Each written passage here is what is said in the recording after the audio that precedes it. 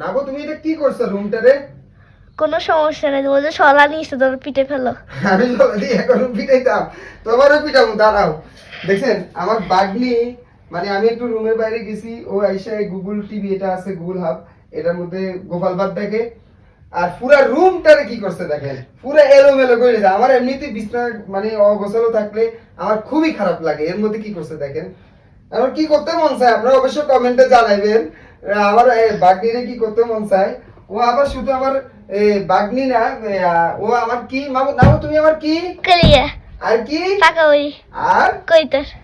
শুনছেন, ওরা আমি যখন ও অনেক ছোট ছিল যখন, তখন আমি ওটা বলতাম নাবু তুমি মামার কি, ও বলতো মামার কলিজা, তারপরে বলতো পাকা বুড়ি, তারপরে বলতো কই তোর, কথা বলছেন। তো আপনারা যারা ঘরে বন্ধুদের সাথে বা মার সাথে থাকলে নিজের বিছনা চাদর গোছান, অবশ্যই জানাবেন কমেন্টে। আর বিছনা চাদর তো গোছাইলে নিজেরটা নিজেরা গোছাইলে পরিষ্কার রাখলে আর অন্য কারোর লাগে না, কথা বুঝছেননি। তো বিষয়টা হলো এরকম, তো এই বিছনাটা গোছাইলই। আর এমনি ভিডিওটা আপনাদের লগে বাগনি পাচ্ছে মামা, ঠিক আছে আমি জনে এই আউলা লাইছি নষ্ট করিয়ে লাইছি, তাহলে তুমি একটা কাজ করো, তুমি সুন্দর করে বিছানাটা গোছাই দাও, আমি তোমার একটা ভিডিও বানাই দিই। আমি বললাম ওকে ঠিক আছে।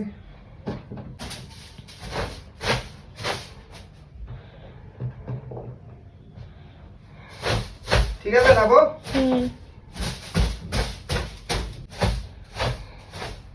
তুমি বিছনাটা সব সময় আওলা দাওলা করে ফেলো কেন, এরকম আওলা দাওলা করো কেন?